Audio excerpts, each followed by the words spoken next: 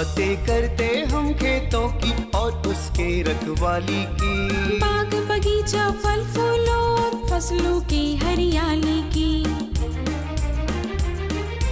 हम बीजों की बातें करते उत्तम जल संसाधन की, हम तकनीकी बातें करते फसलों के उत्पादन की।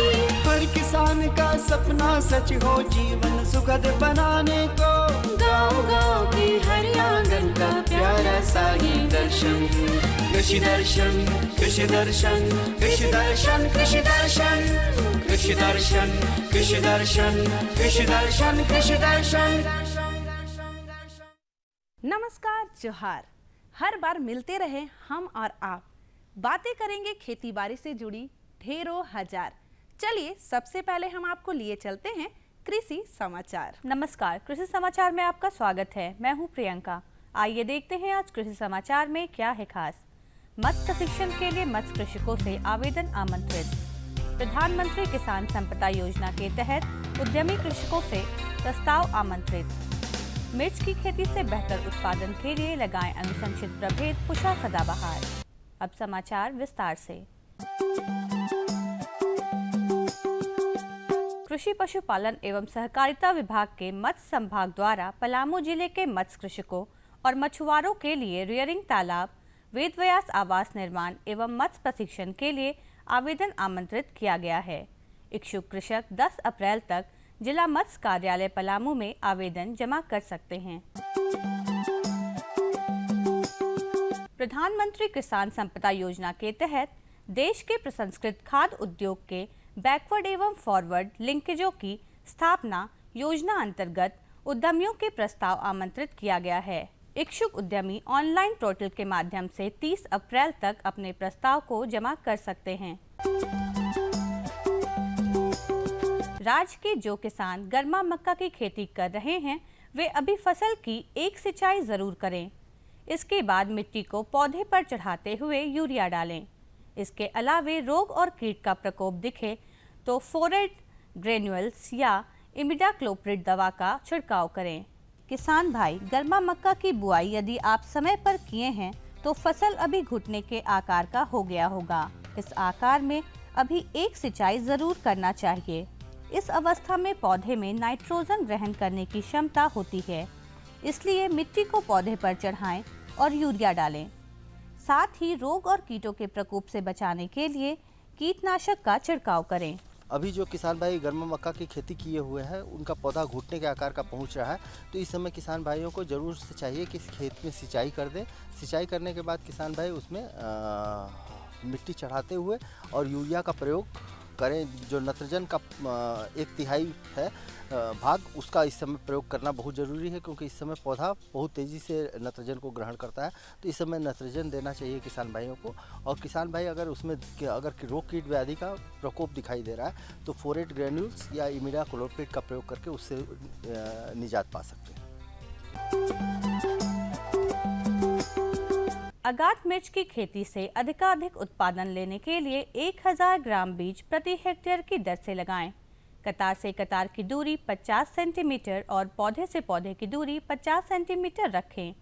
बेहतर उत्पादन के लिए अनुशंसित प्रभेद मसाला के लिए आंध्र ज्योति, पुष्पा सदाबहार, NP 47A, पुष्पा ज्वाला, KA2 और सब्जी के लिए कैलिफोर्निया वंडर, चाइनीज जाइन, येलो वंडर लगाएं। किसान भाई, अगात मिर्च की खेती के लिए अच्छी जल निकास वाली हल्की दोमट मिट्टी का चयन करें। यह ध्यान रहे बुआई के 1 माह बाद ही रोपाई करें। साथ ही 10 से 12 दिनों पर सिंचाई जरूर करें। किसान भाई, बीजों को हिल पर बोने के लिए नवीन डिबलर नामक कृषि यंत्र का प्रयोग कर सकते हैं। इसकी कार्य क्षमता 3200 हिल प्रतिदिन है। आज की विशेष जानकारी है गोभी फसल में हीरा पृष्ठक कीट के नियंत्रण के बारे में। गोभी फसल में अन्य शत्रु कीटों सहित हीरा पृष्ठक कीट के रोकथाम के लिए 50 से 75 हजार अंडा परजीवी ट्राइकोडर्मा प्रति हेक्टेयर की दर से खेत में डालें। एक सप्ताह के अंतराल पर ऐसा 3 से 4 बार कर सकते हैं। और अब एक नजर राज्य के 5 प्रमुख शहरों के मौसम के मिजाज पर। आज राज्य के 5 प्रमुख शहरों के अधिकतम और न्यूनतम तापमान कुछ इस प्रकार दर्ज किए गए। रांची का अधिकतम तापमान 39 डिग्री सेल्सियस और न्यूनतम 24 डिग्री सेल्सियस। जमशेदपुर का अधिकतम तापमान 43 डिग्री सेल्सियस और न्यूनतम 26 डिग्री सेल्सियस। मेदिनीनगर का अधिकतम तापमान 42 डिग्री सेल्सियस और न्यूनतम 24 डिग्री सेल्सियस। देवघर का अधिकतम तापमान 39 डिग्री सेल्सियस और न्यूनतम 25 डिग्री सेल्सियस। धनबाद का अधिकतम तापमान 41 डिग्री सेल्सियस और न्यूनतम 25 डिग्री सेल्सियस दर्ज किया गया।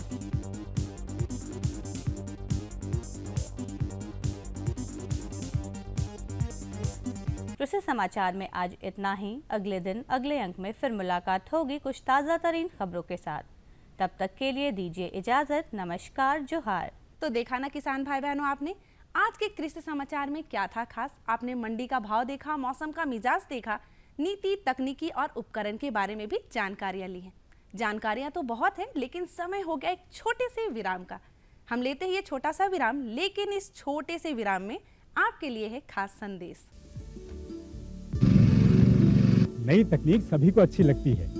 मैंने भी अपने खेत की तैयारी, बुआई, जुताई, गहाई वगैरह के लिए छोटी मशीनें अपनी जरूरत के हिसाब से खरीदी। मैंने अपने खेतों में मशीन का प्रयोग किया तो काम जल्दी और आसान हो गया। खेती में मशीनों के इस्तेमाल के बाद मुझे मिली भरपूर पैदावार और ज्यादा मुनाफा। छोटी मशीनें तो हमारी अपनी अपनी हैं, लेकिन बड़ी मशीनें हमने समूह बनाकर खरीदी। किसान भाइयों और बहनों, आप भी उन्नत मशीनों और उपकरणों की खरीद पर वित्तीय सहायता का लाभ उठाएं, अपनी आमदनी बढ़ाएं और खुशहाली पाएं।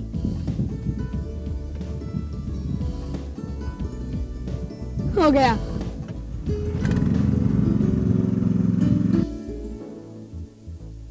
मैंने सोच लिया है, मैं तुझे कृषि का इंजीनियर ही बनाऊंगा। नई मशीनें, नए उपकरण आए आपके द्वार, ले लो इनसे अब खूब खुशी और पैदावार।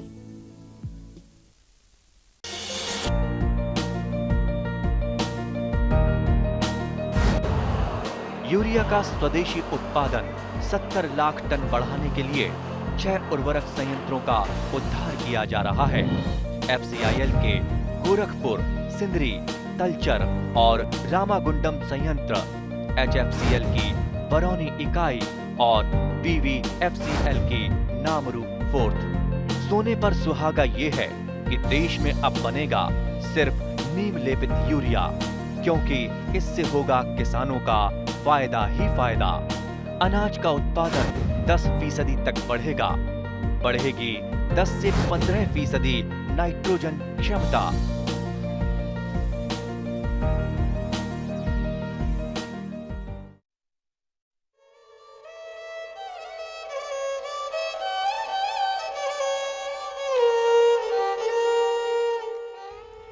माय माटी, क्या हो गया है तुझे? न सेवा में कमी, न खाद पानी में कमी, फिर ये उपज में कमी क्यों? गंगा, ए गंगा, तुम्हारी माँ की तबीयत बहुत ज्यादा खराब है। माँ की तबीयत खराब है? हाँ, और मैंने डॉक्टर को भी बुला लिया है। अच्छा चलो चलो। हाँ चलो। माँ, बेटा आपको क्या हो गया है माँ? सुनो, इसमें सभी जांच लिख दिया है। हॉस्पिटल जाके सभी जांच करवा लेना, वहाँ एक हेल्थ कार्ड मिलेगा, उसके आधार पे अपनी माँ का सेवा करना। ठीक? ठीक है सर। सेहत का आईना ये हेल्थ कार्ड। जी सर। मेरे खेत की माटी भी तो मेरी माँ है। मैंने इसके स्वास्थ्य की तो खैर खबर नहीं ली। मिट्टी की भी स्वास्थ्य जांच करवाऊंगा, मिट्टी का हेल्थ कार्ड बनवाऊंगा।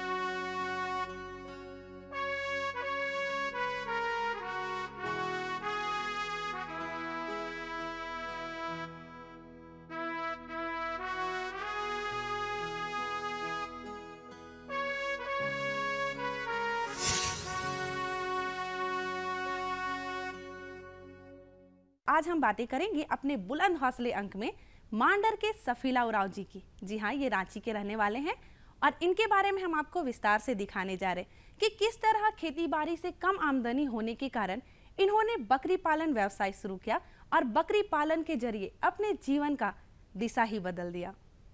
तो चलिए देखते हैं इनका ये सफर।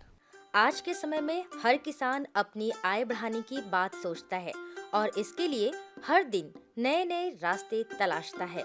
वैसे किसान जिनके पास खेती योग्य भूमि की कमी है, उनके लिए पशुपालन उनकी आय बढ़ाने का एक बेहतर विकल्प है। पशुपालन में बकरी पालन एक विशेष स्थान रखता है। ये कम लागत, साधारण आवास, सामान्य रखरखाव तथा मामूली पालन पोषण में अधिक लाभ देने वाला व्यवसाय है। बकरी पालन मुख्य रूप से मांस, दूध तथा रोएं के लिए किया जाता है। इसके अलावा इसके मल मूत्र का उपयोग खेती में भी किया जाता है। इसकी वजह से खेतों की मिट्टी की उर्वरा शक्ति बढ़ती है। आज बकरी पालन का व्यवसाय हर वर्ग को अपनी ओर आकर्षित कर रहा है। इससे जुड़कर कई किसानों ने अपनी जिंदगी संवारी है। वैसे ही किसानों में से एक नाम है सफीला उरांव का। झारखंड राज्य के रांची जिला के मांडर प्रखंड के गुड़गुड़जारी ग्राम के सफीला उरांव खेती से कम आमदनी होने की वजह से बकरी पालन कर अपनी जिंदगी की तस्वीर बदल रहे हैं। इनका मानना है कि गाय बैल की तुलना में बकरी पालन कम खर्च में होने वाला एक लाभकारी व्यवसाय है। खेती के अलावे छगरी पालन में पड़े हुए हैं। ये आगे बढ़ने गाय बैल थोड़ा महंगा पड़ता है, इसलिए छगरी थोड़ा सस्ता और ये हुआ, इसलिए छगरी पालने का विचार किए हैं। बकरी पालन यूं तो लोग जमाने से करते आ रहे हैं, इसलिए इसका पालन पोषण आसान प्रतीत होता है। लेकिन आज के समय में बकरी पालन में तकनीकों का समावेश हो चुका है। अतः बकरी पालन की बारीकियों को सीखने के लिए इन्होंने इसका विधिवत प्रशिक्षण दिव्यायन कृषि विज्ञान केंद्र से लिया।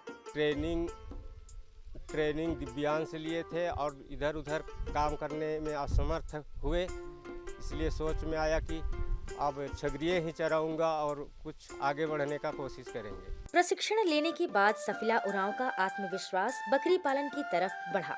उन्होंने मात्र 4 बकरियों से इसकी शुरुआत की थी। आज इनके पास करीब 42 बकरियां हैं। इसे बेचकर ये अपनी आमदनी सुदृढ़ करते हैं तथा अपनी जरूरतों को पूरा करते हैं। बयान में ट्रेनिंग लेके आए, उसके बाद में काम नहीं करने पा रहे हैं, इसलिए 6-7 साल से छगरी पालन में उतर गए हैं। शुरू में 4 ठो ढांड रखे थे, उसमें से अभी 12 ठो हो गया। 12 ठो में करीब हमारा छगरी 42 ठो हो गया है। और तुरंत फिलहाल में 3 ठो को 55 हज़ार में बेचे और 2 ठो को 4 हज़ार में, टोटल 23 हज़ार हुआ। सफीला उरांव बकरी पालन की आमदनी से आज अपने 5 बच्चों को अच्छी शिक्षा उपलब्ध कराने में सक्षम हुए हैं। इनके सारे बच्चे हॉस्टल में रहकर पढ़ाई कर रहे हैं। इनका सारा खर्च बकरी पालन की आमदनी से ही पूरा होता है। पढ़ाई लिखाई यही बकरी से हो रहा है। सब हॉस्टल में है। 3 ठो बीए में है, 1 ठो बीए से निकल गई है। बीए 3rd ईयर में 1 ठो परीक्षा देगी और 2nd ईयर पार्ट 2 का परीक्षा लड़का देगा। और 2 बच्चे हैं, वो अभी नीचे क्लास में, हॉस्टल में कोई नहीं है। आज बकरी पालन से सफीला उरांव साल में 70,000 रुपए तक की बचत कर लेते हैं, जिसकी और भी बढ़ने की संभावना है। ये बकरी पालन के इस व्यवसाय से काफी खुश हैं और इसे आगे भी बढ़ाना चाहते हैं। करीब साल भर में तो 60-70 हज़ार किए हैं, अभी तो बढ़ा है, अभी बढ़ेगा। अभी 8 ठो खस्सी है, नहीं 18 ठो, उसमें बढ़ जाएगा तो इनकम है। आगे का स्कीम तो और बढ़ाना है, पैसा मिल रहा है इसलिए अच्छा लग रहा है। सफीला उरांव आज बकरी पालन में इतने कामयाब हो गए हैं कि गांव के लोग इनका अनुसरण करने लगे हैं। इन्हें देखकर आज गांव के कई घरों में बकरी पालन की शुरुआत लोगों ने कर दी है। हाँ, हमरा देखा देखी तो कर रहा है। करीबन हर घर में तो 2-3 ठो है, लेकिन बढ़ाने का कोशिश कर रहा है। किसी के पास 11 ठो है, किसी के पास 12 ठो है, ऐसा कर रहा है दिखा देखिए। बकरी पालन में कामयाबी हासिल करने वाले सफीला उरांव का शुरुआती दौर मुश्किलों से भरा था। माता पिता के देहांत के बाद उन्हें अपने बच्चों की जिम्मेदारी का एहसास हुआ। आमदनी के कई जरियों को ढूंढने के बाद इन्होंने बकरी पालन को अपनाया और आज उससे अपनी जीविका चला रहे हैं। सफीला जी के तो बचपन से हम जानते हैं कि हम लोग से उम्र में भी ज़्यादा है। उस समय लोग था, उस समय हम लोग छोटा थे।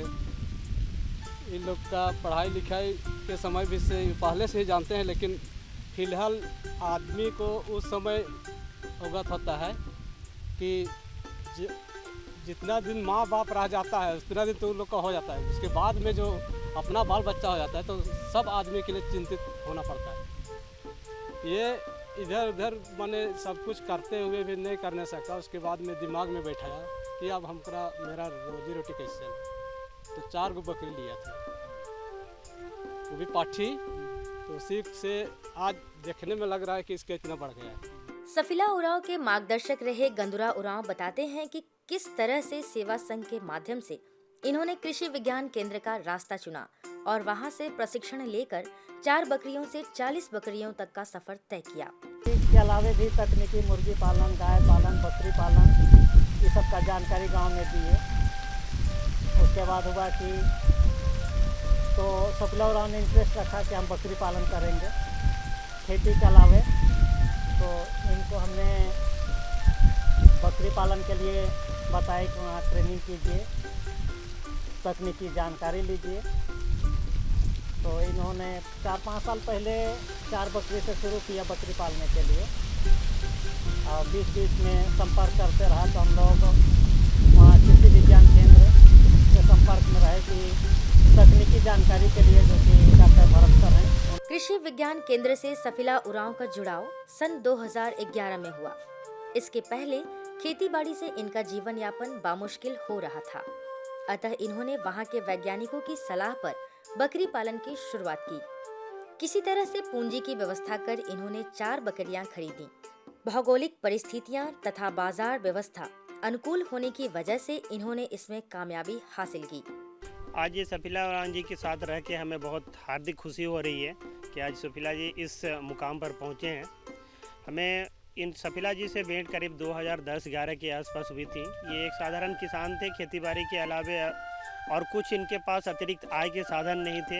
ये किसी तरह से अपने बाल बच्चों का भरण पोषण कर रहे थे, पर इनकी बच्चों को पढ़ाने की बहुत तीव्र इच्छा थी। इसीलिए हम लोगों ने इनकी तलाश किया कि संभावना क्या हो सकता है कि अतिरिक्त आय अपनी आमदनी को बढ़ा सके, जिससे कि अपने परिवार के जीवन स्तर को ऊंचा ले जा सके।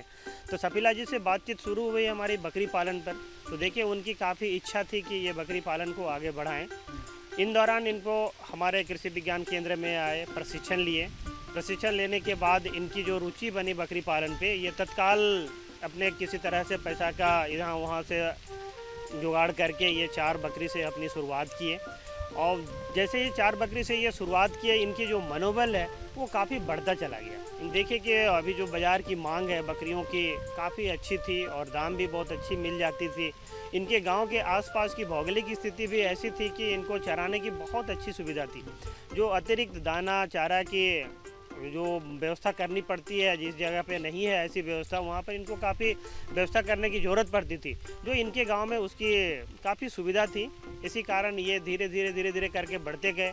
इन लोगों पे जैसे इनके रुझान के अनुसार हम लोगों को भी काफ़ी इच्छा रहती थी कि इनको हम ज़्यादा से ज़्यादा तकनीकी सहयोग करें। इसमें कोई शक नहीं है कि कृषि विज्ञान केंद्र के वैज्ञानिकों ने इनका मनोबल बढ़ाया और वैज्ञानिक पद्धति से बकरी पालन करने के लिए इन्हें प्रेरित किया। इन्हें उन्नत नस्ल की बकरियों की जानकारी दी। तो शुरू में हम लोगों को भी कई दौर पे इनके ट्रेनिंग पे जाना पड़ा।